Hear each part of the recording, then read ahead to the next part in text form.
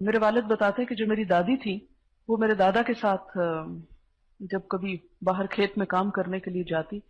تو ان کے ہاتھ میں ہمیشہ کتاب ہوتی تھی، اور وہ درخت پر کتاب کو رکھ دیتی اور ساتھ کوئی کام کروانا ہوتا کرواتی، اور اس کے بعد جو ہی فارغ ہوتی فوراً جا کے کتاب نکالتی اور فوراً پڑھنا شروع کر دیتی۔ اور یہ وہ دور تھا کہ جب ابھی علم بہت عام نہیں تھا اور اتنی فیسلٹیز نہیں تھی، صرف خواتین گھروں میں پڑھنا لکھنا جان لیتی تھی اور اس کے بعد پڑھتی رہتی تھی۔ اور پھر اس طرح ہوتا تھا کہ جو بھی ان کے ارد گرد کی کوئی خواتین ہوتی تھی ان کے پاس کوئی بھی آ کے بیٹھتا تھا تو اس کو بھی ساتھ پڑھنے میں شریک کر لیتی تھی، لہذا ان کی مجلس ایک بہت خوبصورت مجلس بن گئی تھی کہ کوئی فالتو بات اس میں نہیں ہوتی تھی۔ کسی کو غیبت کا کیا ٹائم ملے گا، کوئی کسی ادھر ادھر کے شکوے شکایات سنانے کا یا کرنے کا، کہ جب جو آئے گا اس کو پڑھنے میں لگا لیں گے۔ ہاں؟ تو اس طرح انہوں نے اپنے آس پاس کی بہت ساری عورتوں کو دین کی تعلیم دی، اور اللہ تعالیٰ نے ان کا انجام بہت اچھا کیا۔ میرے والد نے جب اپنا کام شروع کیا تو سب سے پہلی کمائی سے ان کو حج کروایا، اور جب وہ حج پہ لے گئے تو حج کر چکی تو ان کی وفات ہو گئی اور وہی دفن ہوئی۔ تو یہ بھی اللہ تعالیٰ کی ایک بہت بڑی نعمت ہوتی ہے۔ وہ ایک روایت میں جیسے آتا ہے نا کہ جیسے تمہاری زندگی ہوگی ویسے ہی موت ہوگی۔ اچھا، یہ موت کے حوالے سے مجھے ایک اور واقعہ یاد آیا۔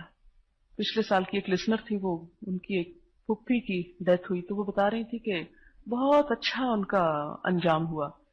کہ ان کا ایک معمول تھا کہ ہر جمعے کے دن نہا دھو کر وہ مسجد پہنچ جاتی جمعہ پڑھنے کے لیے، اگلی صف میں بیٹھی ہوتی تھی، اور اس جمعے بھی انہوں نے بالکل اپنے معمول کے مطابق، کوئی بیمار نہیں، کچھ نہیں، نتھنگ، بس تھوڑا سا ایج فیکٹر ہے کہ اب 60s میں تھی شاید،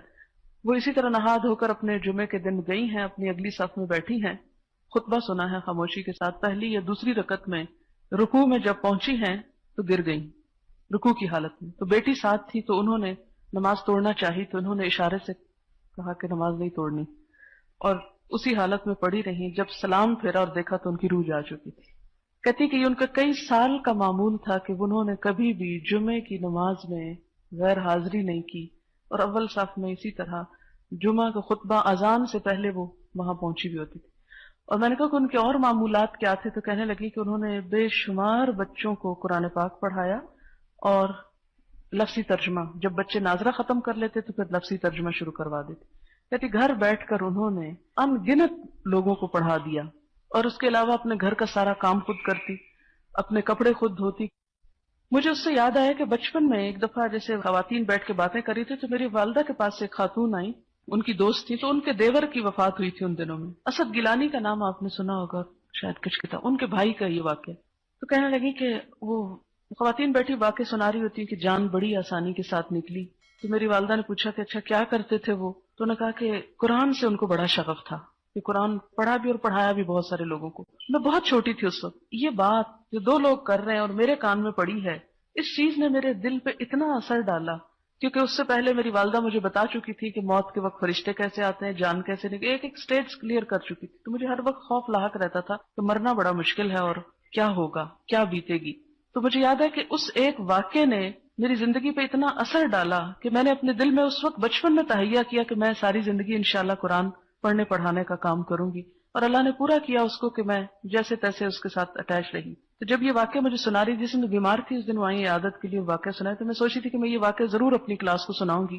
کہ شاید کسی کے دل میں یہ بات رہ جائے، کیونکہ جانا تو ہے اس دنیا سے، رخصت تو ہونا ہے۔ اس کتاب کو جب میں نے پڑھا تو اس نے میرے دل پر عجب طرح سے اثر کیا، میری روح سرشار ہو گئی، میرا دل سکون میں آ گیا، میرے تعلقات بہتر ہو گئے، مجھے ہر طرف ایک روشنی نظر آنے لگی،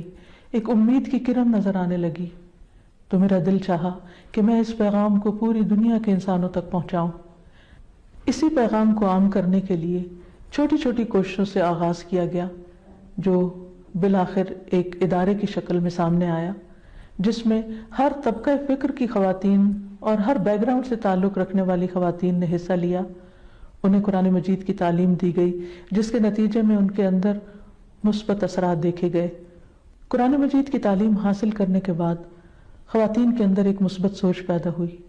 ان کے خاندانی تعلقات بہتر ہوئے، بچوں کی تربیت کرنا آسان ہوئی، ٹین ایجرز بڑی عمر کے بچوں کے ساتھ معاملہ کس طرح کرنا چاہیے اس میں ان کی رہنمائی کی گئی۔ ایسی خواتین جو ذہنی دباؤ کا شکار تھیں، ڈپریشن کا شکار تھیں، یا اپنے گھریلو زندگی میں مختلف پریشانیوں کا شکار تھیں، ان کی کاؤنسلنگ کی گئی، انہیں بہتر زندگی گزارنے کے طریقے بتائے گئے، اور یہ سب کچھ دراصل قرآن و سنت کی روشنی میں ہی تھا، کیونکہ قرآن کا پیغام انسانیت کے لیے بھلائی، فلاح اور کامیابی کا پروگرام ہے، نہ صرف یہ کہ اس دنیا کے لیے بلکہ آخرت کے لیے بھی۔ یہ خواتین جب اپنی گھریلو زندگی کے اندر مطمئن ہوئیں تو انہوں نے نہ صرف یہ کہ گھر بلکہ باہر کی دنیا میں بھی لوگوں کی مدد کرنے کا عزم ٹھان لیا، اور اس میں خاص طور پر ان بچوں اور ان خواتین کی مدد کے لیے ہماری طالبات نکلی کہ جو تعلیم سے محروم تھیں۔ مختلف کچی بستیوں میں اسکول قائم کیے گئے،